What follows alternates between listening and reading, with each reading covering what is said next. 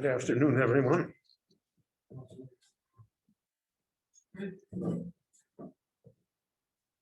This week's Parsha of Tetzaveh begins by telling us that Moshe should acquire oil for the menorah.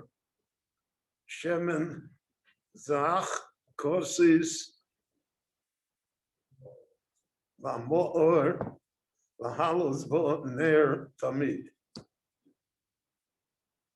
So the preparation of the oil, isn't that, we're talking about olive oil, that's the oil that the Torah speaks about. So it has to be beaten, has to be crushed, has to be filtered, has to be of the highest quality. Why? Lahalos boner tamid. Because you're going to use it for lighting the menorah, which will have a permanent, eternal light. So there are many nisim that were involved in the menorah. One of the nisim is the construction of the menorah. So the Torah points that out to us, that the Chazal in the Medrash rather, it says Hiksha Moshe. Moshe found it difficult because here you had to make the menorah, manufacture the menorah out of one piece of gold. So he took a large slab of gold and you had to create the menorah. The menorah is so complicated. It has konim and prochim and all sorts of things and designs. So even the Betzalel and all of the great architects of the Mishkan, they couldn't do it. Moshe couldn't do it. So the Medrash says that what did Moshe do? He took the gold and he threw it in the fire. And out of it came the menorah, the nest.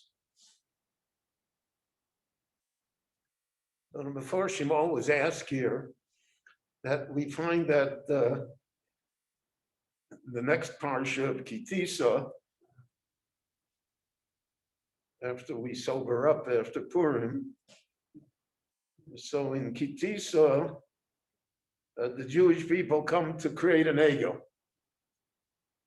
So Aaron says, bring me the gold. So they brought the gold.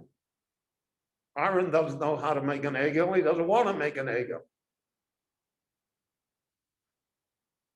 So what happened is that they threw the gold in the fire, and out of the fire sprang the egel. So you have two parallel stories here. That take gold and you throw it in the fire, comes out an egel. You take gold and throw it in the fire, comes out a menorah. So what's the difference? Ma hevdel here.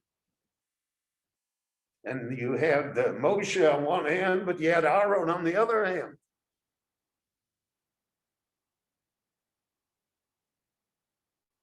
So on this, there was an idea that is brought in the storm, that it really depends whose gold it is. The gold for the egel was brought by the Erev Rav.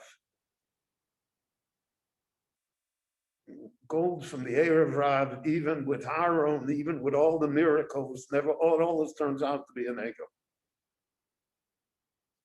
The gold for the menorah was from Kolish Asher Yidvenu Libo. Came from the holy intent of people to build a Mishkan.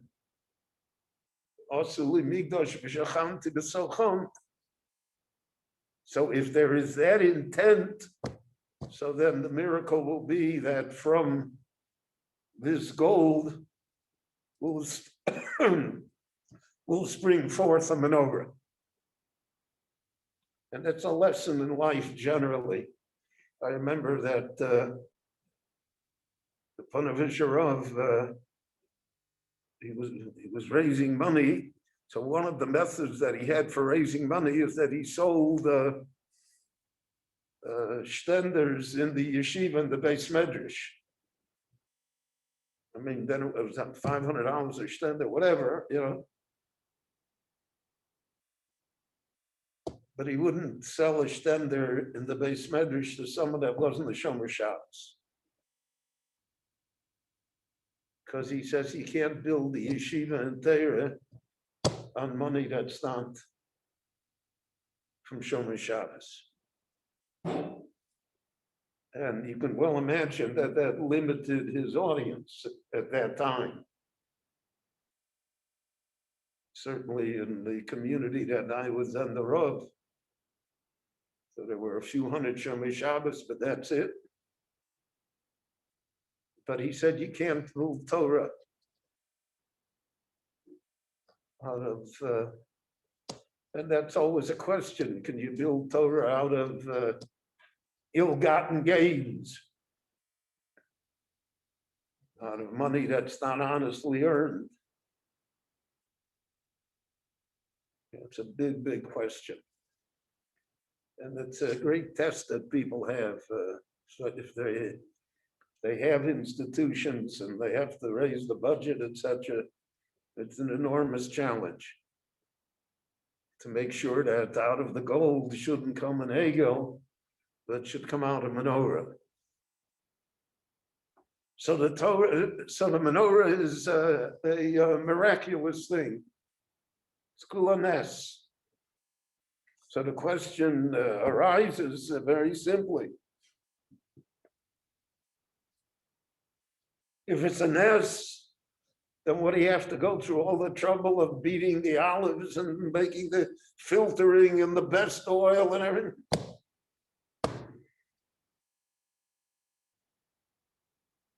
There's the famous Gemara on Rabbi Hanina that he was so poor that his wife, I think the story is about his daughter, but she went on his wife, that they didn't have oil for the Shabbos lights, for their Shabbos. Instead, she poured in chometz, vinegar. Vinegar is not flammable. So she said, what are we going to do? We're going to be Shabbos without Blakas Neres. So he answered her, Misha Amar la Shemen Sheyadlik, Yomar la Chometz Sheyadlik. The same God that said that oil is flammable. So in this case, he'll say that, well, that vinegar is flammable and kachoy, and therefore they had the light for Shabbos.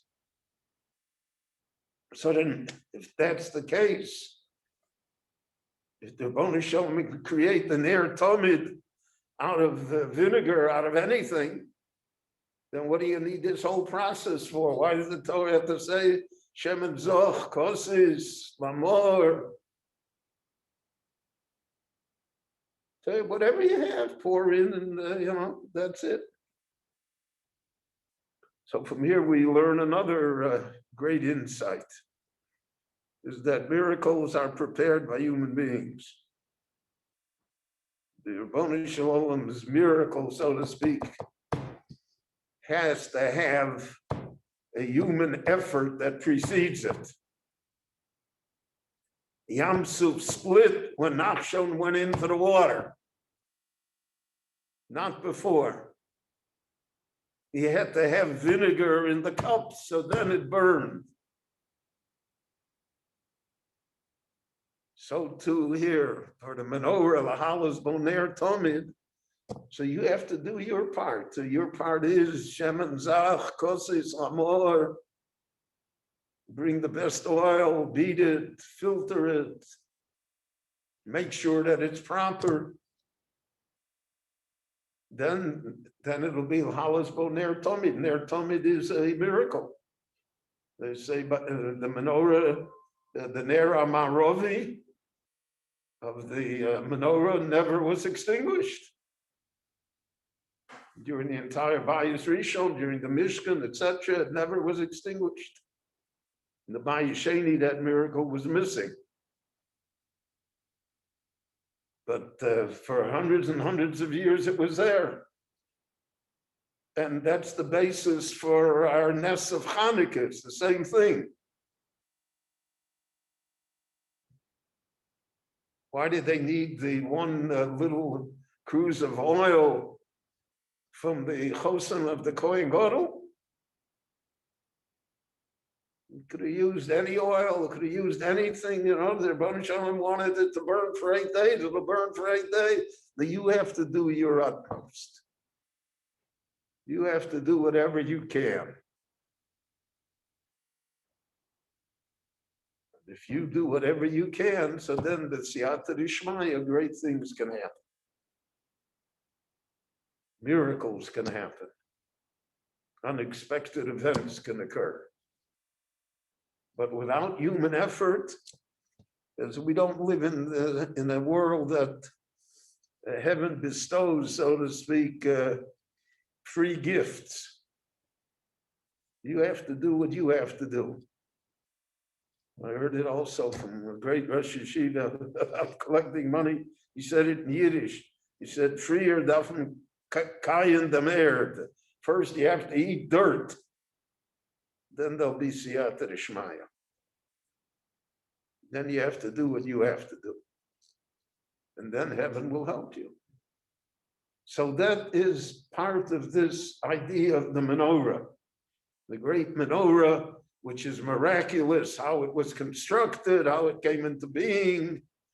The great menorah that was so beautiful and that had an air tomid.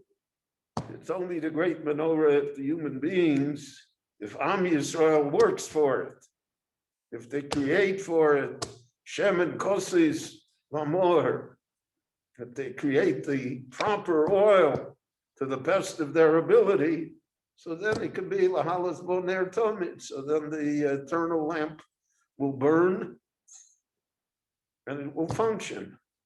But if people sit back and say, a lot of times people say, Mashiach can't come because we're not willing to do anything. We want him to do everything. Mashiach has to come to a set table. He has to come to what has already been accomplished. Can't start from scratch. And that's an important lesson in this week's Parsha of Tetzaveh. Rabbi Chananya ben Akash Omer Ratzah Kodesh Baruch Hu L'Zakos Tzitz Yisrael L'Tzicha Chirba Lahem Torah and Mitzvos Shenemar Adonai Chafetz Man Tzidko Yagdil Torah V'Yadir. Amen.